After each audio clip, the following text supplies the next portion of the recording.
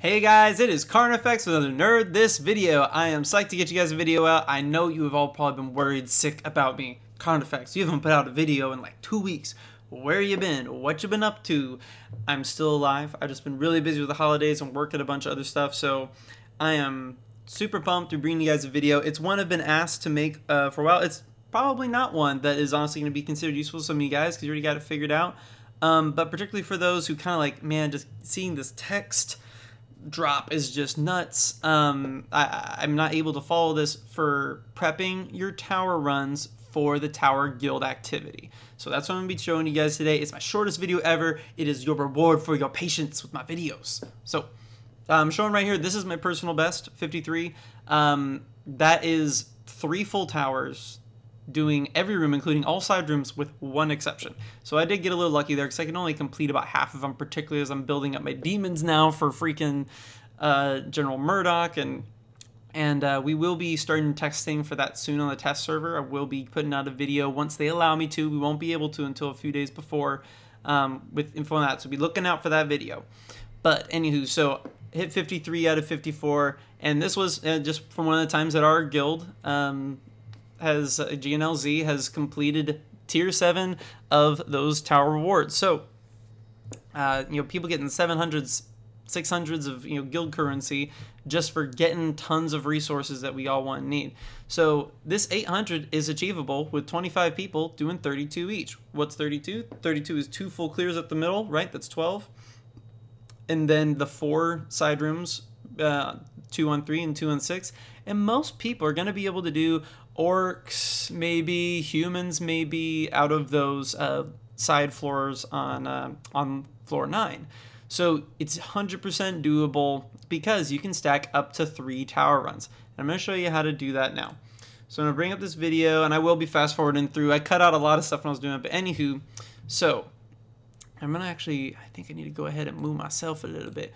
Ooh, how does he do it? Okay, so I was showing you there Guild of Heroes, right? That is the activity that comes right after the tower activity. So this is the day after. I've got my next refresh, right? Because I cleaned out on Tower Day. So this is the next day. I'm about to use this refresh. So what I do in order to not miss any of those tower achievements, right, while also still prepping my towers as soon as possible, is on the day after tower, I do 1 to 11 floors. So I do a partial run, leaving myself at least 1. If I don't have a lot going on that day, I'll go ahead and do 1, through 11, including whatever side rooms I can get. But I will leave 12 open. Let's say that the first day after is actually a day I'm really busy. I'll just do that first floor, maybe like the first 3, something low, and leave the rest for the next day. So I'm going to go ahead and because again, I made a promise. This is the shortest video ever, right? Okay, so went through, beat that first floor. We're not on the second floor.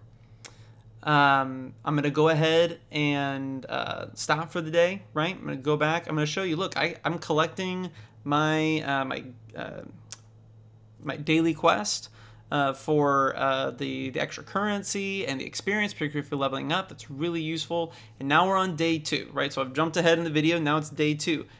I have, right, this 12th floor left, and they have the reset that I gained for it being on the next day. And that's why I had to move. That's why I had to move my little person right here, is because otherwise I would have blocked showing you that, and I did that on the first time I tried to record, so I'm doing this again for you guys.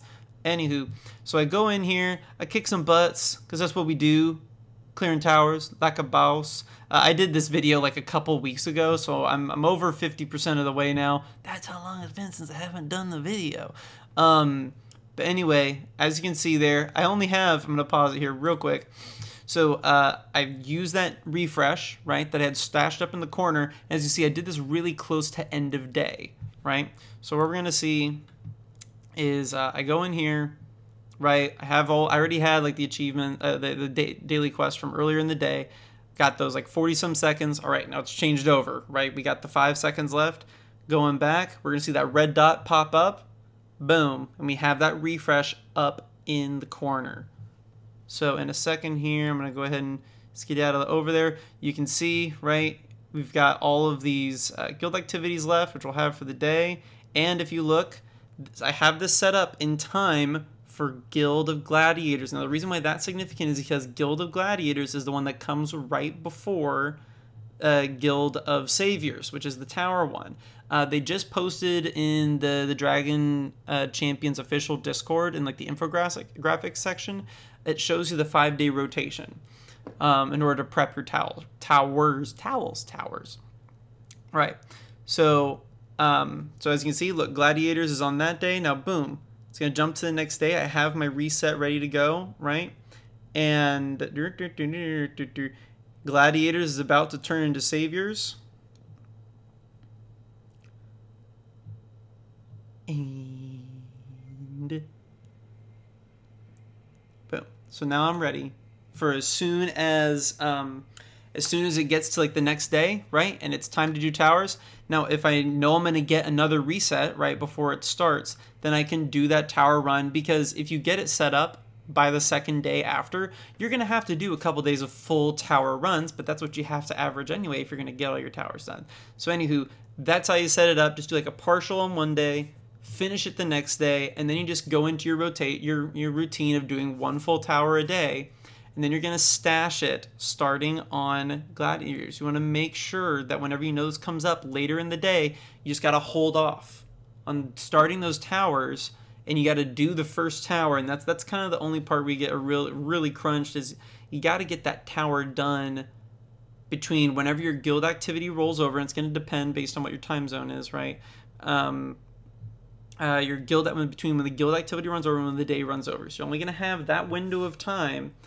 Because if you start doing your towers early in the day, whenever it's still Gladiators, then they're not going to count towards your Guild of Saviors activity. So when you have it all ready to go and it's Guild of Gladiators day, as soon as that thing turns over to Guild of Towers, start pouring in and getting it done. So that's how you and your guild can also get Tier 7 tower rewards. And I hope you'll tune in next time to the next Nerd This video. Thanks.